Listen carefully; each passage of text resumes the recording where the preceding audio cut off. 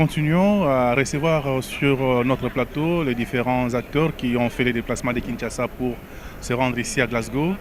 Ce sont des Congolais qui sont venus avec une détermination de vendre l'image de la RDC comme pays solution. Et à mes côtés, j'ai le plaisir de recevoir le chargé des missions adjoint de l'Agence congolaise de l'environnement. Bonjour monsieur. Bonjour monsieur les journalistes. Pouvez-vous vous présenter s'il vous plaît? Je me nomme Kassoukou Mouzito Ansel, je suis le chargé des missions adjoint de l'Agence congolaise de l'environnement. Voilà, monsieur Anselme, vous êtes là, je pense que ça va faire pratiquement 4 ou 5 jours. Je voudrais savoir c'est quoi l'objectif de votre visite ici à Glasgow?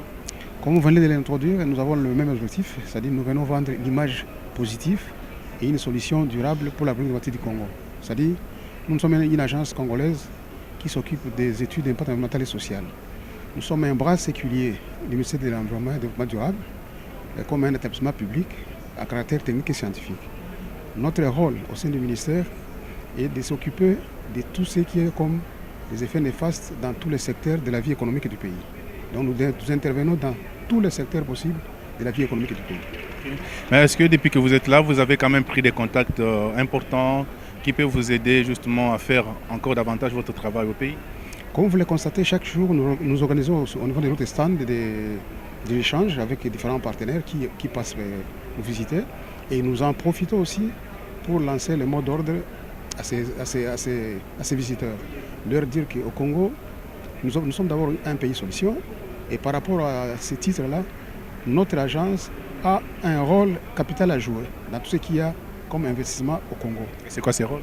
Notre rôle est d'intervenir en amont de tous les projets, pendant l'exécution des projets et en aval du projet. C'est-à-dire, je donne un exemple banal. Un investisseur minier qui arrive au Congo, c'est vrai, il amène une solution pour la population congolaise.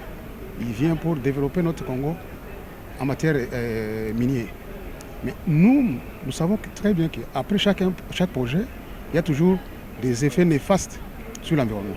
Maintenant, nous, en amont d'abord, il doit y avoir des études faites par cet investisseur qui doit démontrer suffisamment quel est le niveau d'impact que son projet amènera au Congo. Et nous devons faire en sorte que ces mesures, élaborer des mesures pour atténuer ces effets néfastes.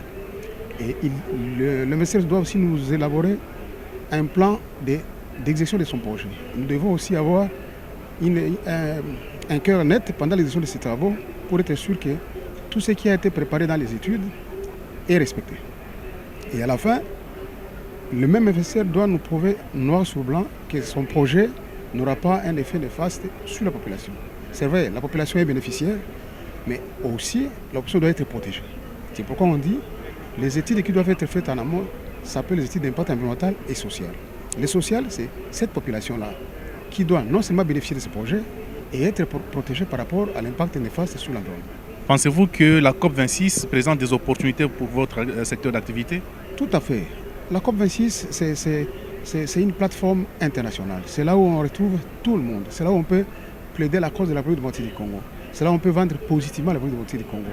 Et comme le dit notre VPM, nous sommes un pays solution. Un pays solution, c'est-à-dire nous sommes là, nous devons être considérés à juste titre. C'est-à-dire, sur le plan mondial, le Congo représente ce qu'on appelle une manne capitale sur le plan environnemental pour sauver l'humanité. Et pour nous vendre positivement, nous devons plaider notre cause dans ces instances ici. Et c'est le lieu idéal pour poser notre problématique. C'est aussi une occasion pour moi de profiter pour vous poser une question sur les projets qui avaient été lancés à Kinshasa. Donc vous aviez lancé au mois de janvier de cette année un programme pour faire les suivis ou l'évaluation des études au niveau de toutes les provinces. Comment ça évolue ces programmes? Et comme vous le savez aussi les journalistes, l'Agence congolaise pour l'environnement, c'est un jeune établissement public. Et s'il faut revenir sur les documents régissant l'Agence congolaise pour l'environnement, nous n'avons qu'environ 7 ans d'existence. Donc, ce que nous avons lancé comme activité ou comme campagne sur le plan national, c'est pour essayer d'abord de sensibiliser tout investisseur ou tout promoteur dans chaque secteur et aussi faire de la pédagogie, démontrer que l'ACE ou l'Agence congolaise pour l'environnement a ce rôle-là capital d'accompagner ces promoteurs pour à la fin que leur projet ne soit pas du gâchis pour nous, le peuple congolais. Et voilà pourquoi nous avons lancé cette campagne-là. Et cette campagne, c'est dans tous les secteurs. comme vous l'avez constaté au niveau de Kinshasa, il y a un engouement terrible sur le plan infrastructure. C'est-à-dire, beaucoup d'immeubles sont érigés à Kinshasa, beaucoup de projets sont en cours d'exécution, mais qui n'ont même pas un document attestant que leurs études respectent les normes environnementales. Et pour nous, ça, c'est inacceptable. Et nous remercions les dynamismes de notre vice-premier ministre du ministère de l'Environnement et du Développement durable qui nous accompagne dans ce sens-là. Et on sent maintenant que l'agence a maintenant un pied sur terre. Et tout promoteur immobilier a cette obligation-là de venir d'abord en amont chez nous, avant même d'aller demander un titre d'autorisation de bâtir. Avant, ça ne se passait pas ainsi. Avant, les gens allaient vite au niveau des ministères de l'Urbanisme et de l'Habitat et en ignorant totalement l'Agence congolaise de l'environnement. Or, ce sont ces études-là qui doivent faire en amont, qui sont censées protéger cette population-là. Parce qu'il ne suffit pas seulement d'ériger un immeuble, oui, mais un bâtiment, il faut voir les conséquences que ce bâtiment-là produira dans un temps X. Or, pendant l'exécution, les gens négligent. Nous avons constaté comment ces projets-là impactent négativement sur la population. Et parfois, la population ne savent pas comment se mouvoir dans la ville. Parce que par-ci, on a barré la route, par là, il y a des bétons qu'on jette par-ci, par-là. Et tout ça doit être recadré. Et voilà la raison pour laquelle on a lancé cette campagne-là. Et nous devons aller dans tous les secteurs possibles. Dans le secteur minier, nous y sommes déjà. Là, il n'y a pas de problème. Dans le secteur des bâtiments, on vient de lancer ça.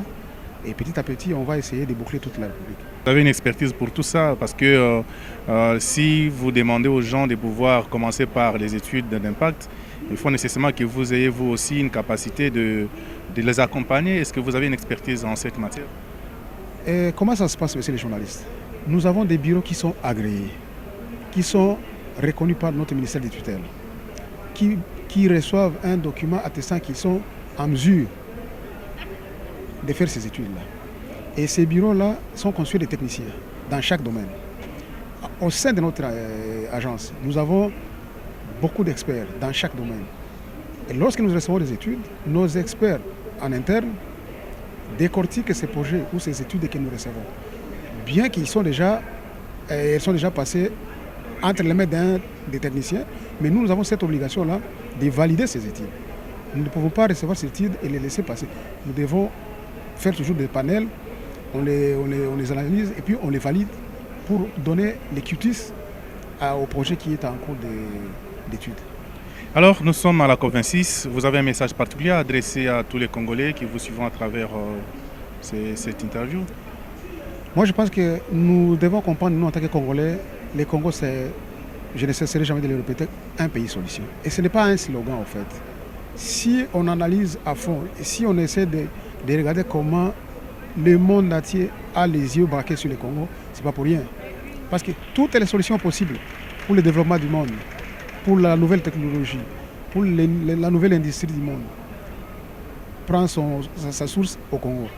Et c'est pourquoi, pour nous, c'est un lieu ou un endroit idéal pour venir vendre positivement la République démocratique du Congo et faire passer un message que nous ne sommes pas là comme un pont pour laisser aux investisseurs malfrats venir nous piller. Mais ils doivent comprendre qu'il y a des structures établies par l'État, organisées par l'État, pour protéger cette population sur le plan environnemental et aussi pour protéger tout un État. Donc nous pensons que c'est le lieu idéal pour essayer d'interchanger avec le monde entier. Monsieur le chargé des missions adjoints, je vous remercie pour nous avoir accordé cette interview. Et nous espérons que lorsque nous serons au pays, nous pourrons encore vous recontacter pour faire les points sur ce qu'aura été la moisson ici. C'est moi qui vous remercie, monsieur le journaliste. Nos portes resteront toujours ouvertes et vous serez les bienvenus. Merci beaucoup. C'est moi qui vous remercie. Voilà, donc nous mettons un point sur cette édition de COP26 Interviews. Donc nous vous fixons rendez-vous avec un nouvel invité et d'ici là, portez-vous bien. À la prochaine.